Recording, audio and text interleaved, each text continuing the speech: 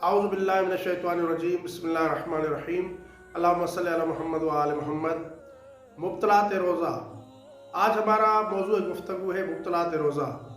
مبطلات روزہ ان چیزوں کو کہا جاتا ہے کہ جن چیزوں سے انسان کا روزہ باطل ہو جاتا ہے، جن کاموں کے کرنے سے انسان کا روزہ ٹوٹ جاتا ہے، انہیں کہا جاتا ہے مبطلات روزہ۔ ان میں سے پہلے نمبر پر ہے کھانا پینا۔ کھانے پینے سے انسان کا روزہ باطل ہو جاتا ہے، چاہے وہ چیز عموماً کھائی جاتی ہو جیسے روٹی ہے، یا عموماً نہ کھائی جاتی ہو جیسے مٹی۔ اگر کوئی مٹی کھا لے اور حلق سے نیچے اتار لے تو اس سے انسان کا روزہ باطل ہو جاتا ہے۔ اور دوسرے نمبر پر ہے جماع کرنا، ہم بستری کرنا۔ ہم بستری کرنے سے بھی انسان کا روزہ باطل ہو جاتا ہے۔ اور تیسرے نمبر پر ہے استمنا، یعنی ہم بستری کے علاوہ کوئی ایسا فعل کرنا، کوئی ایسا کام کرنا ہم بستری کے علاوہ کہ جس سے انسان کی منی نکل جائے، تو اس سے بھی انسان کا روزہ باطل ہو جاتا ہے۔ اور اس کے بعد ہے اللہ، رسول اور ائمہ اہل بیت علیہ السلام میں سے کسی ایک سے کوئی جھوٹی بات منسوخ کرنا۔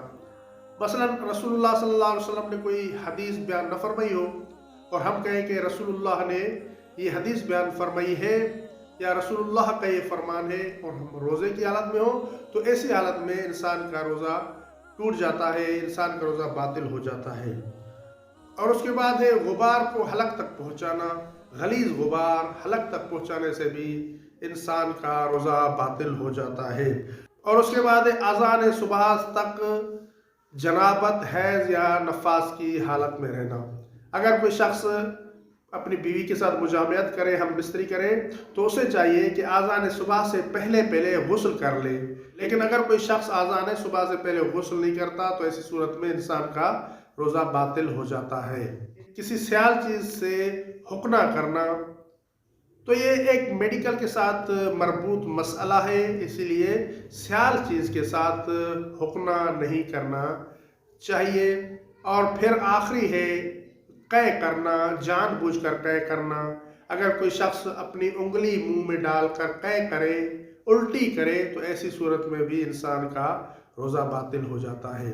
یہ ٹوٹل 8 مبطلات روزہ ہیں، اور یہ سب مبطلات روزہ اس صورت میں ہے کہ جب انسان جان بوجھ کر ان افعال کو، ان اعمال کو انجام دے۔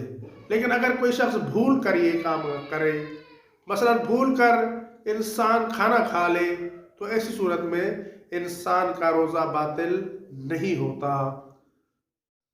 مومنین کرام، آپ سے گزارش ہے کہ آپ ہمارے اس چھوٹے سے یوٹیوب چینل کو سبسکرائب کریں اور اپنے دوست و احباب تک بھی پہنچائیں، تاکہ ہماری یہ اسلامی ویڈیوز تمام مومنین تک پہنچ سکیں۔